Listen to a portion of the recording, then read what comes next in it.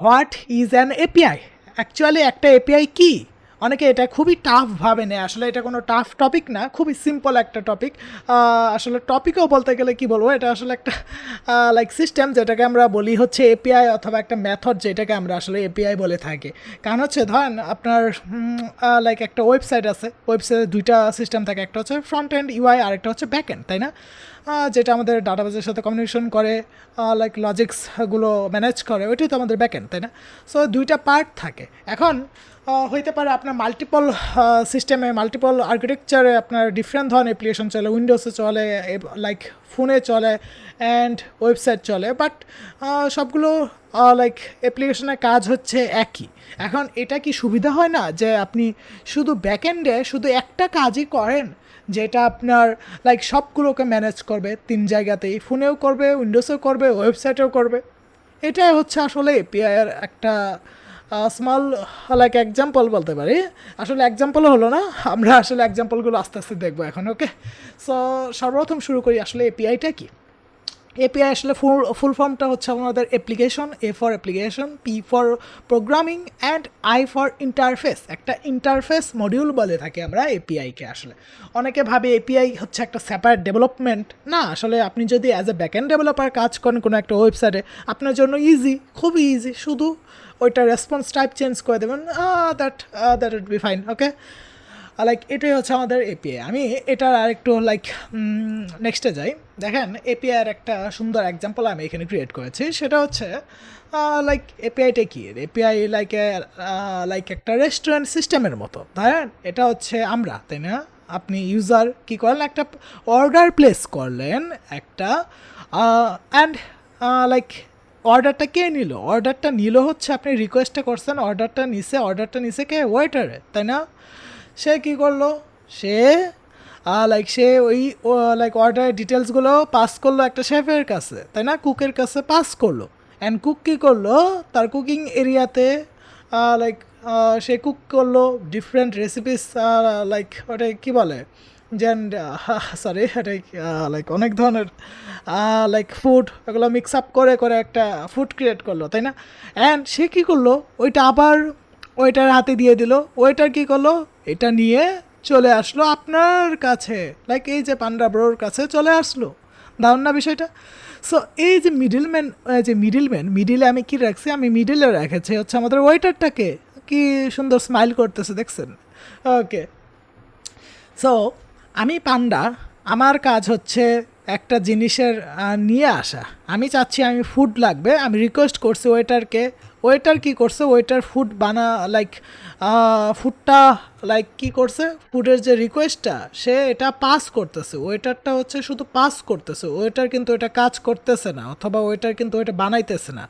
ও শুধু, ওর কাজ হচ্ছে ও শুধু পাস করতেছে জিনিসটা অন্য একটা নেক্সট সেক্টরে অথবা নেক্সট সার্ভারে বলতে গেলেন। লাইক এটা ধরেন হচ্ছে আমাদের ওয়েবসাইট, এখানে আপনি ইউজার কী করতেছেন? ইউজার কোনো একটা সাইটের ভিতর লগ ইন ফর্মে প্রেস করতেছেন, লগ ইন বাটনে প্রেস করতেছেন। সো লগ ইন বাটনে প্রেস অন ইভেন্টে সে কী করলো? এই যে আমার রিকোয়েস্টটা সে জ্যাসন আকারে, অথবা ডিফারেন্ট এপিআইয়ের ডিফারেন্ট ধরন হয়। সাধারণত আমরা এখনকার দিনে যে লাইক রেস্ট এপিআইটা ইউজ করি সাধারণত, অ্যান্ড অনেকে দেখবেন যে সোপ এপিআই, বাট ওগুলো আসলে রেয়ার। এখনকার দিনে সব রেস্ট বেসড হয়, অ্যান্ড রেস্ট অ্যান্ড সোপ এগুলো হচ্ছে আলাদা টপিক, রেস্টই একটা আলাদা টপিক। ওগুলো আমরা এখানে নিয়ে আসি না, শুধু এটুকু বুঝান এগুলো হচ্ছে এক একটা এপিআইয়ের ধরন, এক একটা এপিআইয়ের ভার্সন বলতে পারেন। আসলে ভার্সন বলা যায় না, বিকজ দুইটাতে অনেক ধরনের ডিফারেন্স আছে। আচ্ছা, আপাতত বোঝেন যে আমরা বেশিরভাগ সময় যে কোনো এপিআই যখন দেখি জেসনে রিটার্ন করতেছে, রেসপন্স করতেছে, যেখানে আমাদের ক্রুড অপারেশনসগুলো প্রপারলি আছে, ম্যানেজ আছে, ইউআরএলসগুলো, ইন পয়েন্টসগুলো ম্যানেজ প্রপারলি, ওইটাই হচ্ছে আমাদের রেস্টফুল হয়ে থাকে সাধারণত। ওকে, সো অ্যান্ড যেটা আসলে এসটিটিপি ভার্বসগুলোকে প্রপারলি ইমপ্লিমেন্ট করে থাকে। ওকে, সো ধরেন আপনি লগ ইন ফর্মে প্রেস করতেছেন, এই লগ ইন ফর্মে প্রেস করার সাথে সাথে একটা রিকোয়েস্ট যাচ্ছে। এই রিকোয়েস্টটা কে নিচ্ছে? এই রিকোয়েস্টটা নিচ্ছে আমাদের এপিআই আমাদের মিডল পয়েন্ট, যেটা হচ্ছে আমাদের এপিআই রিকোয়েস্টটা নিচ্ছে, নিয়ে সেরা কন্ট্রোলারে নিয়ে যাচ্ছে, অথবা যে কোনো একটা লজিক্যাল ইউনিটে নিয়ে যাচ্ছে, যেখানে আমাদের ডাটাবেজের সাথে কমিউনিকেশন হচ্ছে। কিন্তু ওই যে কমিউনিকেশন করতেছি, আমি ফুডস নিচ্ছি যখন একটা একটা কুক করতেছি, ফুড নিচ্ছি, লাইক মশলাগুলো নিচ্ছি, তাই না? সো লাইক ভেজিটেবলসগুলো নিতেছি, সব কিছু একসাথে নিয়ে আসতেছি, লাইক ভিজাইতেছি, আবার কাটতেছি, আবার লাইক ফ্রাই করতেছি, সব কিছু করতেছি। বাট এই জিনিসটা যে ধরেন যে আবার লাইক এটার অল্টারনেটিভ যদি আমি টেকনিক্যাল টার্মে যাই, এখানে আমরা লজিক্যাল টার্মে কী করি যে আমরা ডাটাবেজের সাথে কুয়েরি চালাই, দেখি ডাটাবেজের সাথে কমিউনিকেশন করি, ফেচ করি ডাটা। কিন্তু আমরা লাইক এই জিনিসটা যা করলাম, শেফের কথাই যদি বলি, সে কিন্তু এই কুকটা লাইক দেখাচ্ছে না, এই যে আমাদের ওয়েটার, ওকে কিন্তু লাইক দেখাচ্ছে না বলতে গেলে। অ্যান্ড ওকে কি দেখাবে, লাইক ও তো অল্প অল্প দেখতেই পারে, ওর সমস্যা কি, ওটা বাদ দিলাম। আমি ডিরেক্টলি এই আমার ইউজারের কথা বলবো, আমি এপিআইয়ের মিডিল পয়েন্ট এখন বাদ দিচ্ছি। এই যে শেফ যে কাজটা করতেছে, এই কাজটা কি আমার ইউজার এ কি দেখতে পাচ্ছে? এটা আপনি বলেন। হ্যাঁ, দেখতে পাচ্ছে না। সে কোনো শেফে যে কী করতেছে, কুকে যে কী রান্না করতেছে, ওটা কিন্তু ও দেখতে পাচ্ছে না, কিন্তু ও ঠিকই রেজাল্ট পাচ্ছে। আপনি বুঝেন, ও কিন্তু দেখতে পাচ্ছে না, প্রসেসটা দেখতে পাচ্ছে না, বাট ঠিকই ও রেজাল্ট পাচ্ছে, যে ও যেটা এক্সপেক্টেড রেজাল্ট ছিল ওইটা কিন্তু ঠিকই পাচ্ছে। লাইক আপনি লগ ইন করতেছেন একটা ভালো ক্রেডেনশিয়াল দিয়ে, এই ক্রেডেনশিয়াল ওইটার নিয়ে কুকের কাছে গেল, কুকে কী করলো, ডাটাবেজের সাথে ডাটাবেজের ভিতর সার্চ করতে থাকলো যে এই ক্রেডেনশিয়াল কি অ্যাভেলেবল কিনা। ও কুকে বললো হ্যাঁ এই ক্রেডেনশিয়াল অ্যাভেলেবল, এই ক্রেডেনশিয়াল নিয়ে শেপেরে বললো যে না সরি এই লাইক ওয়েটারকে বললো যে হ্যাঁ এই ডাটাবেজের ক্রেডেনশিয়াল ম্যাচ করে, ওকে তাড়াতাড়ি পারমিশন দাও, ওকে তাড়াতাড়ি সব কিছু প্রোভাইড করে দাও।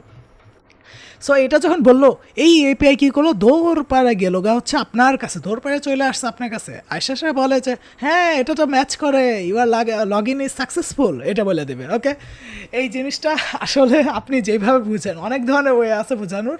আমি আরেকটা এক্সাম্পল একটু শীঘ্রই বলবো maybe I guess, like but এই জিনিসটা বুঝেন, একটা সিম্পল টার্মে বুঝেন। লাইক যখন একটা কেউ আস করবে যে এপিআইটা আসলে কি, এপিআইটা হচ্ছে একটা অ্যাপ্লিকেশন প্রোগ্রামিং ইন্টারফেস, যেটা আসলে ব্যাকএন্ডের যে লজিক্যাল ইউনিট ওইটার অ্যান্ড আমার ইউজার ইউনিট এর মাঝামাঝি জায়গায় একটা থাকে, ওইটা হচ্ছে আমাদের এপিআই ইউনিট। এপিআই ইউনিট কী করে, এপিআই ইউনিটকে আমি বলি যে এইসব ডাটা আমার লাগবে, কিন্তু এই ডাটা তুমি প্রসেস করো না করো আমি জানি না, তুমি কম্পাইল করবা না করবা আমি কিচ্ছু জানি না, আমার ডাটার রেজাল্ট লাগবে।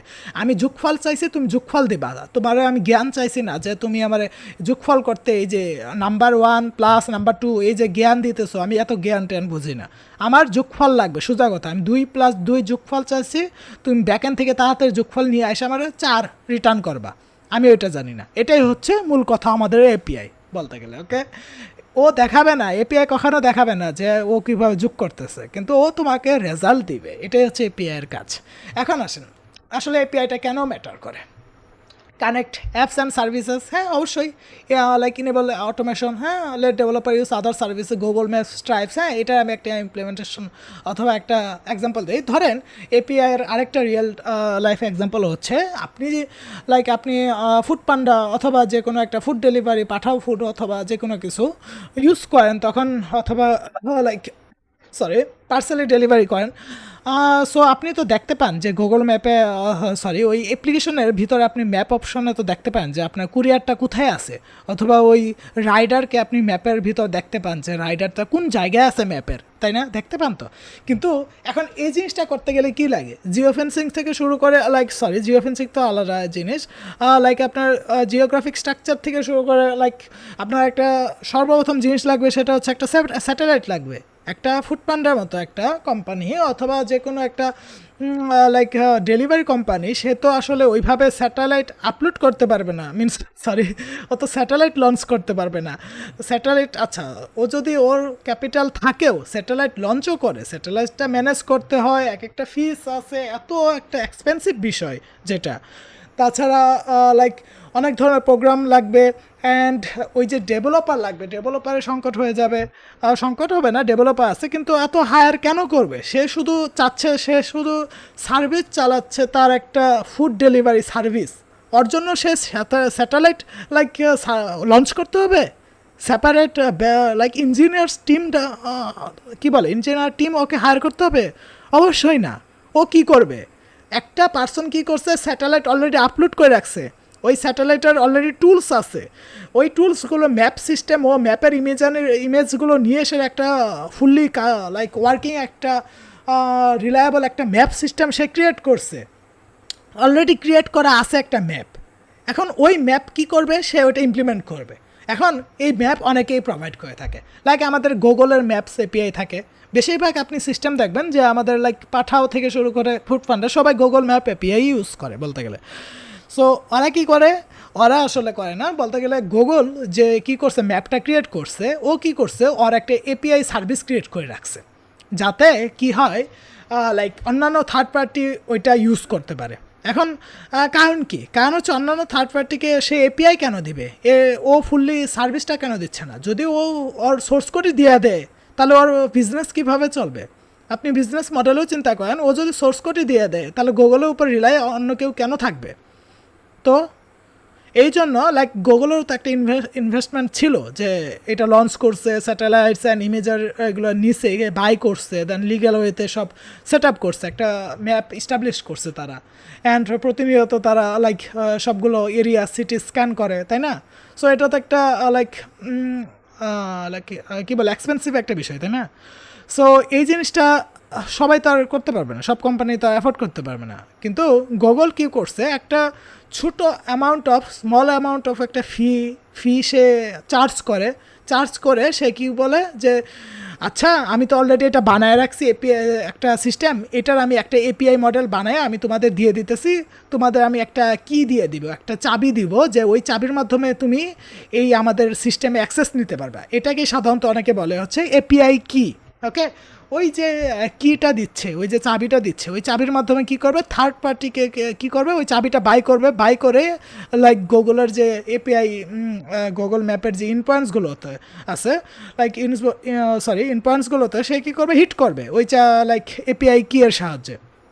অ্যান্ড সে চাইলে ওটাকে কাস্টমাইজ করতে পারে ডিফারেন্ট আর্গুমেন্টস লাইক পাস করে। সো এইভাবে আসলে আমাদের যে এপিআইগুলো কাজ করে। এপিআই সিস্টেম লাইক আপনি সব জায়গায় দেখবেন, আমাদের যে বিকাশ থেকে শুরু করে নগদ, পেপ্যাল, স্ট্রাইপ সব কিছু আমাদের এপিআই সার্ভিস দেয়। লাইক আমরা যখন আমাদের নিজস্ব সাইটে লাইক ইমপ্লিমেন্টেশন করতে যাই, বিকজ কারণ কি, কারণ আমি যদি আজকে একটা লাইক পান্ডা পে লঞ্চ করে দিই, কেউ কি এখানে ট্রাস্ট করবে যে পান্ডা পে কি না? আমার কাছে এত like legal documentation like legal ডক্সও আছে যে আমি এখন ব্যাংকের কাছে যাব, যে ব্যাংকের কাছে যা বলবো যে আমি একটা ফাইন্যান্সিয়াল ডিপার্টমেন্ট এখানে আমি স্টার্ট করতে চাচ্ছি, একটা অনলাইন পেমেন্ট সিস্টেম স্টার্ট করব। তো আমারও তো একটা হ্যাসেল যাবে এটার উপর, এটা এস্টাবলিশ করতে গেলে। অ্যান্ড এটা সাকসেসফুল হবে কি না তাও তো সিউরিটি নাই। অ্যান্ড লাইক এটা যে এত ইনভেস্টমেন্ট করব, তো আমার তো লাভ হচ্ছে না ওইখানে। যদি আপনি বিজনেস মাইন্ডসেটটা দেখেন, তো ওইখানে তো আমার লাভ হচ্ছে না। বাট একটা জিনিস যেটা বিকাশ অথবা নগদ বলেন, ওটা অলরেডি লাইক মিলিয়নস মানুষ গ্রহণ করে ফেলছে জিনিসটা, তাই না? যখন গ্রহণ করে ফেলছে ওই জিনিসটা, আমি কি করতেছি, ওরা কী করছে, ওই সিস্টেমের একটা এপিআই সার্ভিস আপনাকে দিচ্ছে আপনার সাইটে ইমপ্লিমেন্ট করার জন্য। তাতে কি হলো, আপনি ওদের পেমেন্ট গেটওয়েটা ইউজ করে আপনার সাইটে পেমেন্ট নিতে পারছেন। তো এগুলো হচ্ছে রিয়েল লাইফ এপিআই এক্সাম্পল। অথবা ওয়েদারের চিন্তাই করেন, তাই না?